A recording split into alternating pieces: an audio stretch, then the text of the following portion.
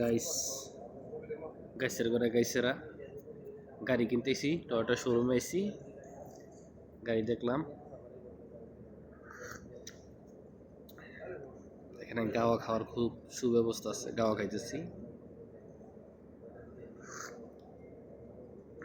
গাওয়া খাইতে খাইতে চিন্তা ভাবনা করবো গাড়ি কোনটা নেওয়া যায়,